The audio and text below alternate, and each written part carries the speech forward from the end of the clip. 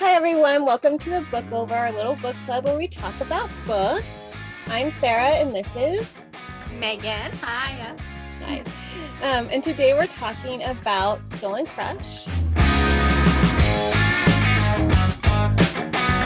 If you haven't read the book yet, this is our spoiler. We're going to talk about the book. So if you're okay with spoilers, go ahead and listen. If you're not, stop and come back to us later. And let's get ready to deal with our book overs together. Mm-hmm. And this one gave me a book over for sure. All CM Stunich books give me just the biggest book over. Yes. And so before we talk about the actual book, okay. So when I first started reading the book, I didn't realize how long it was. And then at first I was kind of not upset, but I was like, really, it's this long? And as I'm reading it, I'm like, okay. Basically, when I got to the end of the book, I'm like, there was no other way for this book to be written for me to enjoy it and love it as much. If it was any shorter, I would not feel the way I feel about Parrish. I would not be rooting for him. I needed that slow part of their relationship to work up to where they are. If that was a half the size of this book, it wouldn't be what it is. Yeah, so if it was in half, no way. Yeah, exactly. And that's what I like. That's what I love about her writing is I feel like she doesn't care. She's not going to just try to fit this in a, short book for all of her readers. She's going to do the character, the storyline justice and make it what it needs to be for us to get this full story, and to love it. And so I'm just so happy you recommended it, because at first I was just the first couple of chapters, I'm like, I like it, but it's kind of slow, and then I'm like, but I'm loving it, and I'm loving it more and more and more. And then when I finally finished it, I was just like, yeah, there's no other way. I would not change anything about. Now for me, when it's an author that I love, now it has to be an author that I love already. I love when the book is long. When I trust an author and I know the author, I'm just like, yes. I heard that it was her. Now, when I suggested it, I forgot to tell you that that it was evidently the longest book she ever read, even longer than Devil's Day Party standalone. Okay. I'm so sorry, I forgot. It was just so good that it it slips your mind. So when I went into it, I had read the blurb and read some teasers, but I did not know that it was going to be more that there was going to be this whole other plot line with her mother and this the stolen crush is more than just a stolen crush. There's a lot of things that were stolen in this book. Yes. The character was stolen, and I just loved that storyline, that it wasn't just about the relationship and the romance, and there was a lot of this family dynamic and aspect, which I know we'll get into in a second. But I just had to give props to CM for that. That there was just so many different facets to it, but I just loved this. I think I've always loved the that I've this hearing about you kind of hear about it. I think I watched a Lifetime movie years ago where it was Girl on the Milk Carton, where a girl found out that she was the girl on the milk carton and she was stolen from her family. So I'm a big fan. There was a TV show called Fighting Carter. I'm a big fan of that. I guess it's a trope, but I don't see it much. So I loved that aspect of this book. Yeah. So back to the blurb. Yeah, the blurb I think is it gets you intrigued in the story and stuff, but yeah, it focuses more on one aspect of it, I guess. But I mean basically for the story, it's this girl finds out that she's watching a TV show of her friends, and she's the character in the real life crime of the missing daughter that got stolen. So grandparents call, and the next thing she knows, she's DNA tested, and she's moving across the US to live with her biological mother that she just found out about. Her life's pretty much turned upside down, and then she's a part of this new family. So she didn't know about them. Of course, they've known about her. So, she meets her stepbrother, Parrish, who, right off the bat's kind of like rude to her and stuff. And you find out, about his life, because he's known about her. He's had to hear about her. Her birth certificate's framed in the entryway, and then her half siblings, she's all of a sudden part of this big family because there's what, one, two, three, four half siblings, and then her stepbrother. So, there's 6 kids total. So it's her dealing with all that, learning about her mother, dealing with her family she thought she had, meeting, Parrish and the other guys. And then, at the end, the stuff that happens at the end, which I don't want to, I guess I could say it because, spoiler alert, finding out that, Parrish gets kidnapped and finding out that it's by her father, who is a serial killer.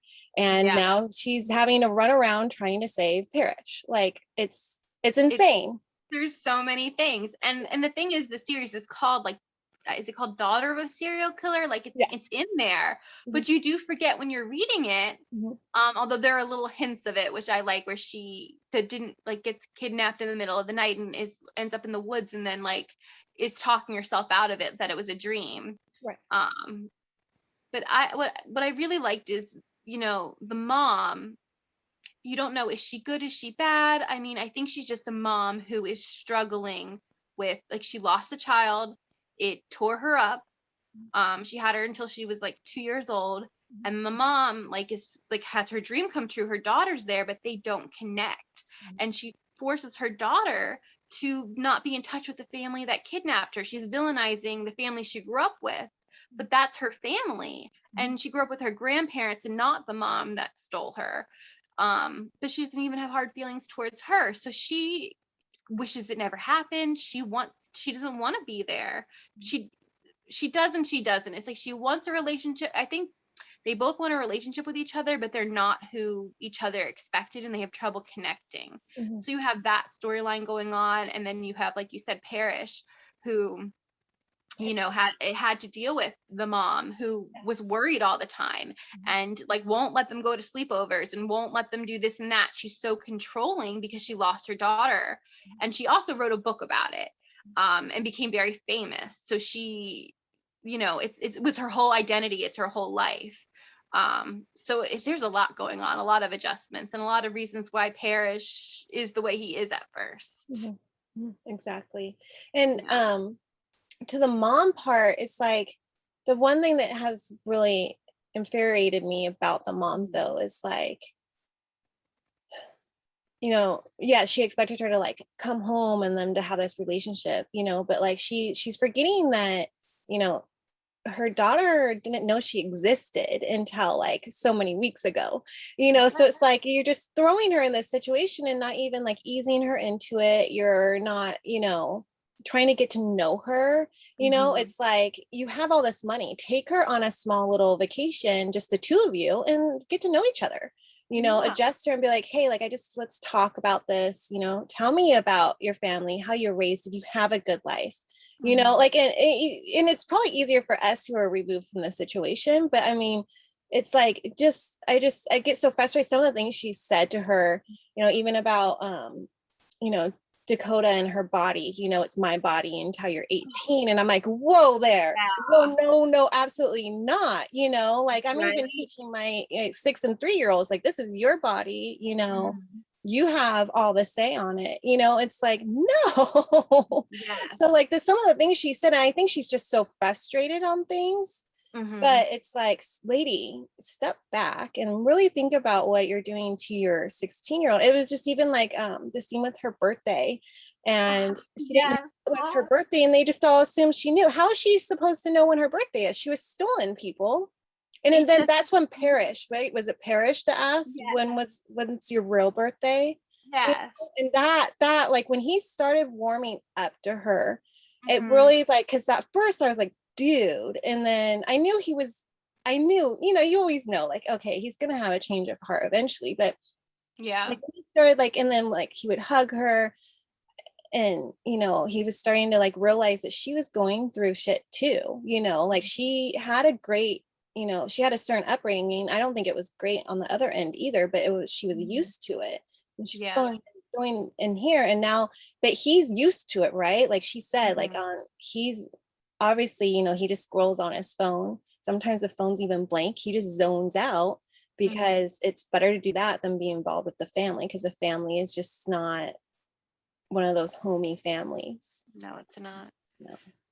I love those moments when Parrish stood up for her or showed her little acts of kindness, and you saw how he really was. And like later on in the book, like he tells her, that he liked her from the moment that she walked in, but like, what are you gonna do? It's your stepsister, and that's, it's forbidden.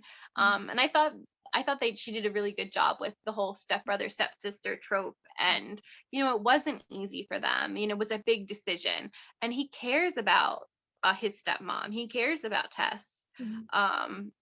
So that was like huge for him. But when he finally decided to choose her, and when the mom forced her to do an interview she didn't want to do, I mean, my heart broke for her. I was like, I cannot believe it. I was so glad that she wasn't like good during that interview. Like she, like, when she was outraged, she like said what she needed to say, because they like bombarded her on television. I'm like, what do you expect when you're forcing somebody into an interview? She clearly said she didn't want to do it, and then she forced her to do it. But what really, that's when I really started liking Parrish, is when he came, because at first he's like goes off with those other girls, flirting with them and stuff, and it's like, dude, because they had that kind of weird thing, figuring things out thing going on.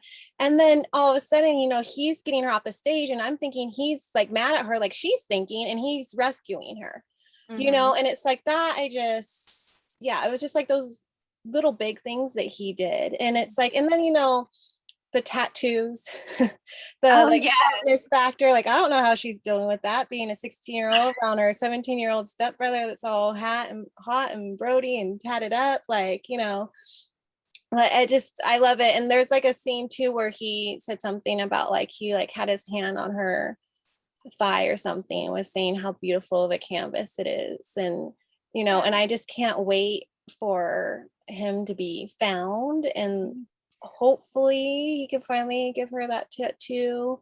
But yeah, and that was like one of my, it was just so well written for me because of that, weaving of that relationship growth for them, even if he did like her, and that's why he was like right away, like, I can't like you, all of a sudden you're the found girl, so no. But he really did, and it was just, it's good. So good. The way, I mean, and what I love about Sam in Reverse Harem is that she doesn't fit into a box. It's like you said, she does what she's going to do, what's best for the story. And I felt like, this was Parrish's book. Like, it was really about their relationship, and these other guys, you're interested in them. They're involved, and they have their scenes together, and you do get to know them, and you do get to like them, but it really focuses on their relationship. And I really loved that about this book, that she doesn't force like, oh, I have to have equal time here and here and here in this book. No, this is where the story is at right now. We're focusing on this relationship.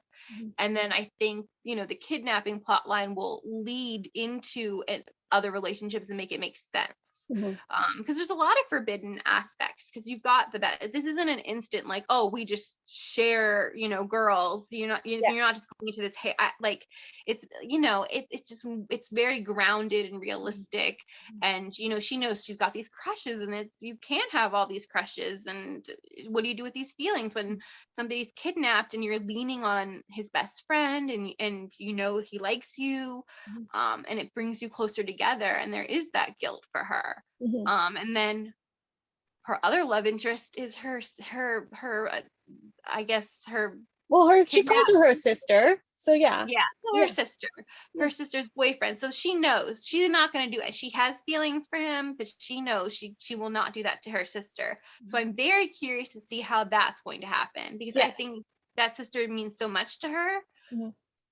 I'm so curious to see I how that want to would know what the plan is too. And I thought about that the second it came to light when they met in the coffee shop mm-hmm. and she realized that, you know, Max was her sister's boyfriend.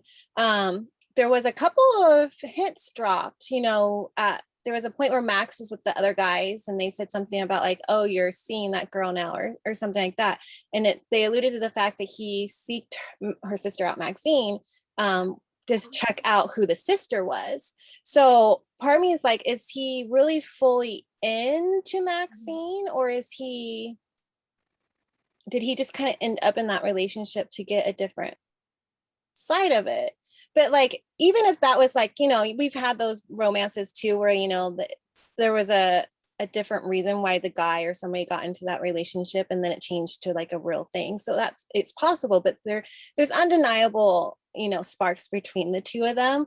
And there's got to be somehow that they're going to end up together. And so I'm just curious, like, is Maxine going to end it? Is something going to happen to Maxine? Is, you know, what is it that's going to happen that makes it so Max ends up with Coda, you know? So Yeah. I'm really curious, but it's like I'm really nervous too, because I think things can really destroy her. And that's one thing, if something happens to her sister. So like somehow she's going to need the blessing to do it, you know? But Yeah, there's also it's mm. insane to me, like the talk, and Max is starting to show his true colors too, Oh right? When he yeah. started to get angry with her and stuff.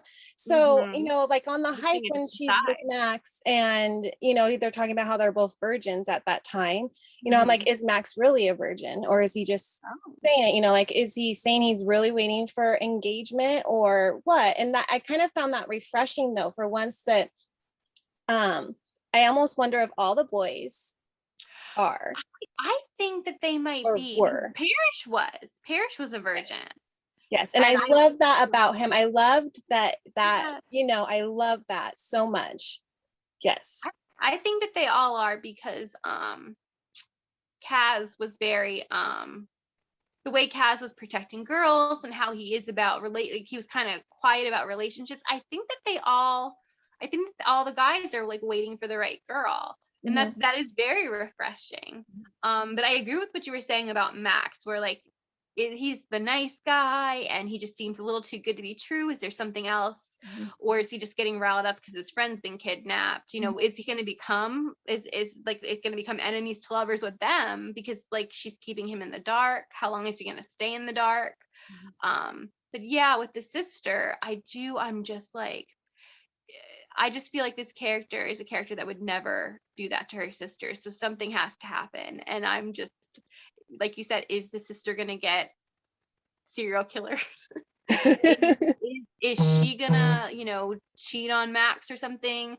There has to be a justifiable reason that they can get together where it's okay. Would she give her blessing? Would they not be that into each other? Like what is gonna be the thing? Um I can't wait to see what it is. So it's a Right. trilogy. It's a trilogy. So and I think Sam said she just posted in her group that she expects it to be 200,000 words for the next one. So it's going to be long again, which I'm excited Yay. for because I feel like it'll be almost like 4 books at that point with the amount Right. that she put into it. And like, and I liked how this book ended because, you know, Mm, Parrish is still not found. nope. She's, you know, and then she's getting to know the other two now. And so I think the Mm-hmm. next book is going to be like those relationships developing. I do hope they find Parrish sooner or later because at the end, you know, Parrish said like he doesn't have much more time. Like he's not going to survive much longer. So she's going to somehow figure it out. And that was the one note I wrote down was like, okay, Mm-hmm. I want you to step back and think like maybe if she would tell like I know she can't really talk to Max, you know, because she's Yeah. picking her pawns, right? So, you know, but if she would just tell, you know, about that night where she woke up in the forest and then she ended up at that park in the weird house and then all of a sudden she was home again, like, and then even Lumen and the field, I'm wondering if those aren't those clues, those trills that her dad's sending her, you know, if she can get back to those places, maybe those are hints of where Parrish is. Ooh, I Because really why like else that do that? theory. Why else That's just, you why know, kids. Yeah, you know what? That's a great theory. Mhm. I didn't think about that. And that's another thing I'm wondering about Lumen. Are we suspicious of Lumen? Yes, I'm suspicious of both of our friends. But oh, okay, both of them. Yeah, Interesting. because I don't know them as well. They're new. I trust the guys a lot more than I trust them.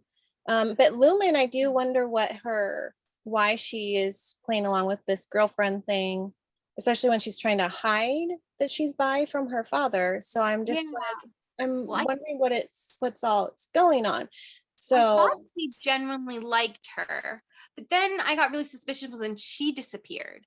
I'm mhm, like, this is very suspicious. She disappeared, she came back, and they're like, oh, it was no big thing. But what if something happened during that time that she disappeared? What if she was kidnapped by him and now she's a plant? mhm. Or she was all along? I feel like, and also the maid. I feel like there might be something going on with the maid that she's befriending because one of the maids turned up dead.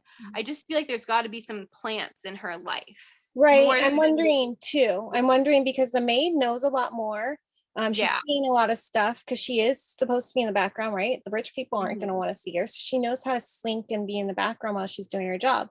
So, like, it's just like that stuff that was she threw away that all of a sudden isn't thrown away. Either her dad's breaking into the house and taking those Yeah, stuff out, or the maid's doing it and yeah. is a pawn in it, you know? So, yeah, I mean, And I kind of wish she Mhm. wasn't and she would be able to like hint at stuff, or maybe she doesn't really want to, but she's being forced to, That's what I just like. because dad has one child doesn't mean doesn't have more children either. So, Ooh, that's a good theory that he has children that maybe he has raised or that are on his side. mhm, And I was thinking also he could, I mean, he's doing this hostage situation with his own daughter. Who's to say he doesn't have things on other people? exactly. Um, so Yeah. he could be But holding other people. yeah, exactly. And with Lumen though, I mean, she said like, "Oh, Mhm. I think I drank too much and then I woke up in a field." So like that's why I'm like, if they get to go to the field where she woke up, there might be something at the field. And for a while, like the sunflowers, I thought was from the dad. I thought Me those were too. left, and yeah. And But then you found out now they my heart is weren't. broken because um he brought those and then finds Parrish and Dakota together, and I'm just like the poor guy. But I'm like, he wasn't clear. I'm sorry, dude, you weren't clear. He wasn't You were clear. not clear at all. And you were saying, oh, the girl I'm interested in is nothing like you. Well, obviously, like, Then dude, what do you expect? What do yeah. you Like, and then expect? he's like, well, you're not as smart as I thought you were. Well, you basically told me that I'm Yeah. not the girl. So what is she supposed to like? I'm sorry, if every girl went and were like, oh, it's opposite, then like, come on, come on. So like my heart is broken for him, and I hope to see. I'm looking forward to that with her and Chaz, like that Yeah, and relationship growth. they're getting closer too. I think this is really bringing them together, which I enjoy. Mhm. But Yeah. it's very that's I do like that it is written very high school. Like they're in high school and they're written like high schoolers. So Mhm. that I that love that that. And yeah, I that think really with that was like how like all of them, as we suspect, are virgins. Cause I feel like, yeah, I mean, if you're 16, 17, most likely I hope you are, and like no judgment, but like that's what I'm thinking. And so like I like that, I love it when writers actually write at that level, and just like Kimber, she might be, 14, like, yeah.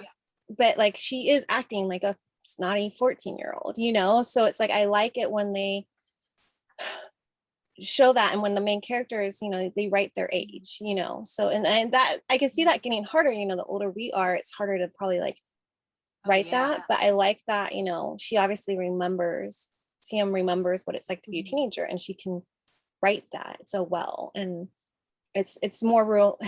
It's so weird to say this, but it's realistic.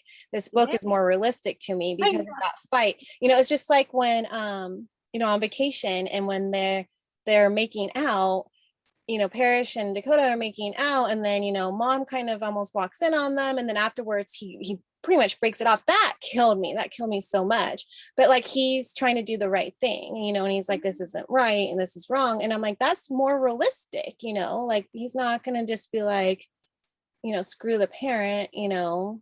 which happens in a lot of books. Not to say that those books aren't good or anything, but that does happen. Mm-hmm. But it makes it feel more grounded. It Mm-hmm. really does. I totally agree with you. Mm-hmm.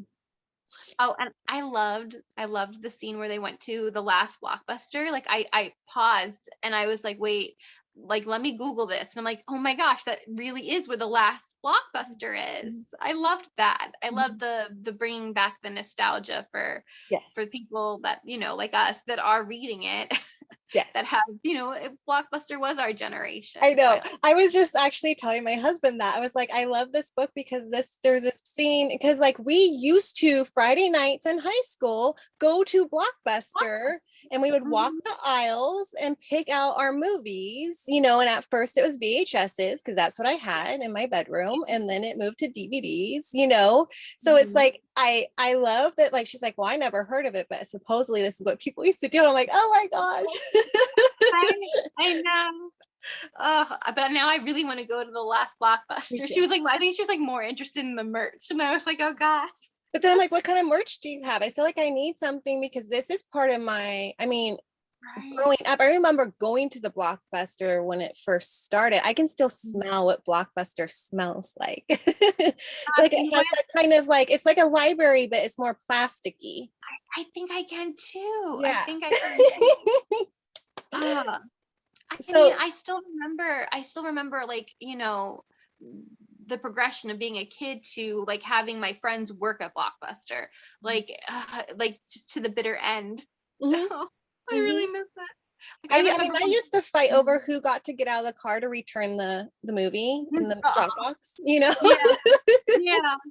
You know, it's like, it's my turn. Like, it's like, really? So it's, I love that she brought that into the book and it made it a fun thing. But also that scene really killed me with the whole family looking for the movies, voting, and she's left out. No one said like, you know, Dakota, come join us, you know, come vote. Like they totally just left her out. And so it's like, I can see how she just feels like an afterthought. And now she feels like she doesn't belong anywhere because she has, and then like, yeah, so like her now family, and then she can't talk to her old family. And it's just like, I feel for her. And yeah. And I feel like that's where she is kind of making this new family that I think that's what will end up happening. A found family with Parrish and the other guys, hopefully. You know, for a little bit, I honestly thought that Lumen might be part of the harem, because she had liked her. And then later I'm like, okay, no. But even with her friends, so again, we'll see if her friends betray her or what happens. Well, I mean, you know what?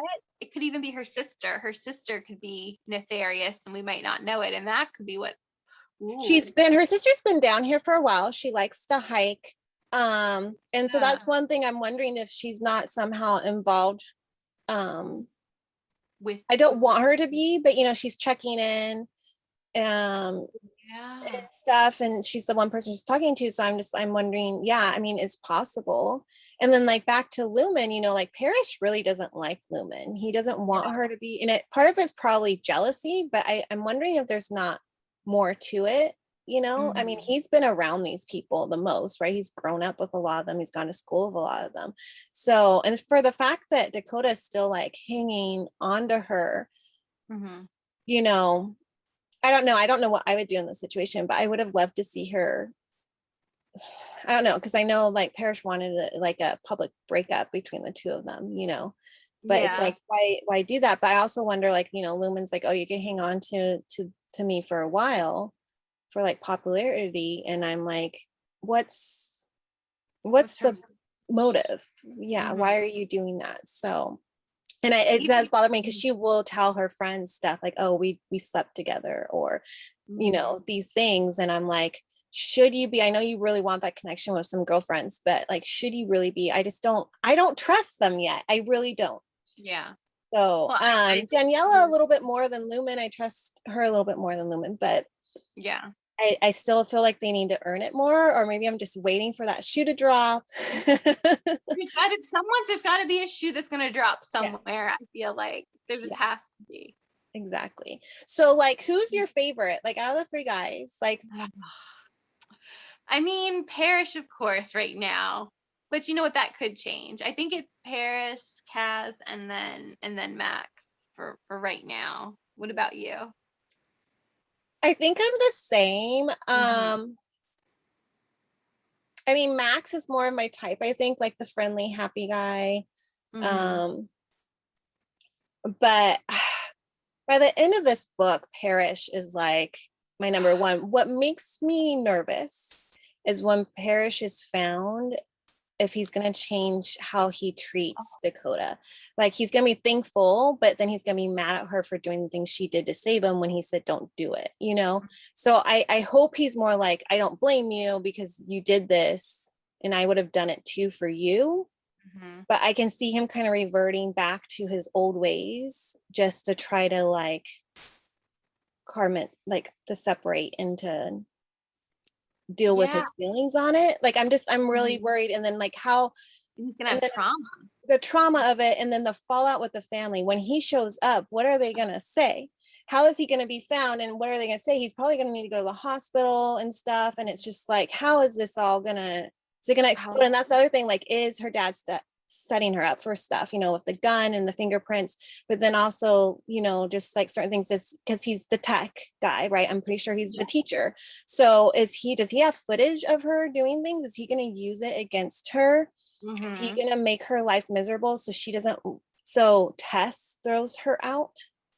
Is that, yeah, I think he wants to hurt Tess, and I don't. What is the end game with his daughter? That's a huge aspect. Mhm. Well, and also, that scares me about when Parrish is going to come back, because you're right, there's going to be a lot to deal with.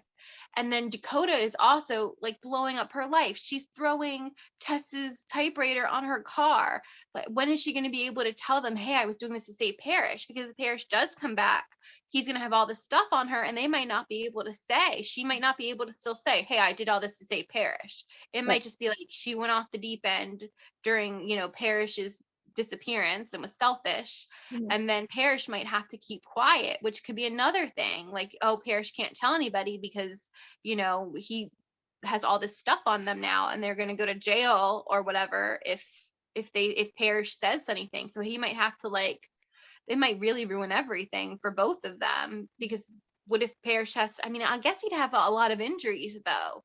So yeah, like, what is he going to say? I guess I Well, and one thing for don't Dakota though, she can know. say because she's been stolen before and kidnapped, that it just brought a lot of, to Of be on mental. this side of it just made Yeah. her go a little insane. Like she could probably find a way to be excused from some of her actions during it.